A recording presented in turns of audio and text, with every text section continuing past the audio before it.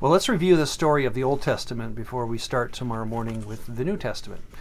We have seen this picture many times throughout the Old Testament. The idea is that the Hebrew word aman, A-M-A-N, translated as faith in the Old Testament, is very close to the word amunah, which means faithfulness. And the idea is, throughout the Old Testament, one paradigm that continues continually is that each person is responsible. God wants them to give their aman, or their loyalty, to Him, the Creator God, Yahweh.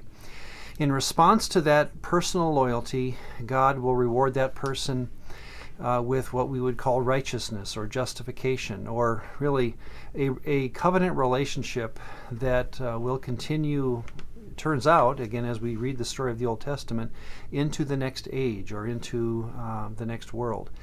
So this is the standard picture we've worked with many, many times.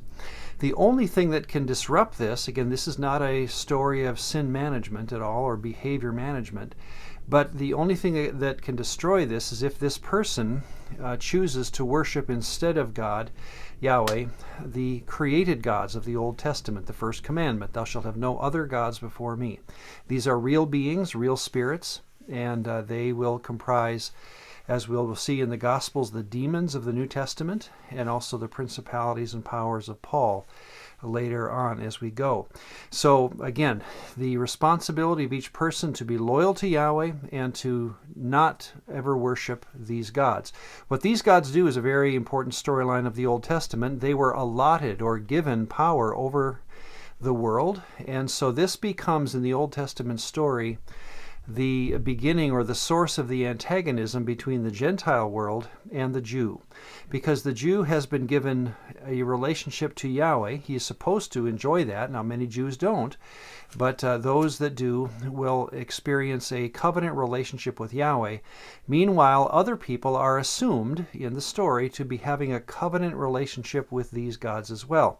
So prayer, worship, peace of mind, even, I would say, not only happens here, of course, but it also happens in the foreign nations. And we have learned from archaeological discoveries and from the literature of the world outside of Israel that they prayed to their gods just as joyfully and just as meaningfully and reverentially as Israel did. So which side or which God do you worship is also then the picture of which God do you have a covenant with, and that's coming then through the Old Testament. Now, here's how then we can prepare ourselves for the New Testament story, not just based on this paradigm, but also in the history that we've learned. What are we not waiting for in the New Testament? This is good just to remind ourselves. We are not waiting for a way or a means to how to become right with God. That's already been established in the Old Testament, and it's as simple as this. We are not waiting for proof that God is kind, loving, forgiving, and merciful. Again, we've already learned that through the Old Testament. We're not even waiting for a means of salvation. We have learned that the means of salvation is a person's individual loyalty to God. So, again, these are things that we are not waiting for because we've already learned about them in the Old Testament. However, what are we waiting for are things like this, and obviously there's no better way to review the Old Testament than to simply have read it. But here's the kinds of things that we are now prepared for in the New Testament, or at least the questions that we're asking. How and when will Israel's slavery end? We have left the book of Nehemiah at the end of the Old Testament with Nehemiah admitting we are still slaves. And Israel is asking, well, when will that slavery to foreign powers end? How will this new Israel look when they come out of slavery? Will it look like David's kingdom redone, or will there be another way to see how Israel will function? How will the new covenant work when there will be, the promise of the Old Testament at the end is that there will be a day when loyalty will be the norm among Israelites, and that long-standing history of weak faith, or when we say that, we mean faith that sometimes people will go off and worship other gods. When will that end?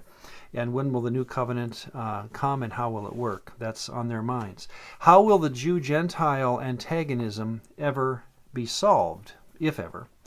We have had word of a human someday ruling with God. Daniel 7:13 and 14 predicts that there would be a human person who would gain all the glory of Yahweh. Now that's an amazing prophecy, and again, we're waiting in the New Testament. How could that ever happen, or when would it happen? What will happen with divine beings, especially the bad ones? This story, again, of how people align themselves vertically into the spiritual world. We wonder, how are these beings going to be handled in the future here as we go into the New Testament? How about the wicked humans? What will God do to those who align themselves with evil spirits? Will they be judged, or will they just die like animals? We have heard back in the books of Daniel and Isaiah this word of resurrection. How will that work, and when will it happen? How will the current world end? How will the next world be ushered in? And then lastly, what does practical on-the-ground loyalty look like? We have had stories of Abraham, Isaac, and Jacob onward of tremendous faithfulness, and now we're going to be asking that, how will it look as we get into the New Testament? So we'll begin tomorrow with John 1. Remember, the Bible, or the New Testament as well as the Old, it's not telling a theology, it's not explaining a theology, it's telling a story. And so as you now begin to read the book of John and the rest of the Gospels together, let's again be looking for the story that the New Testament tells.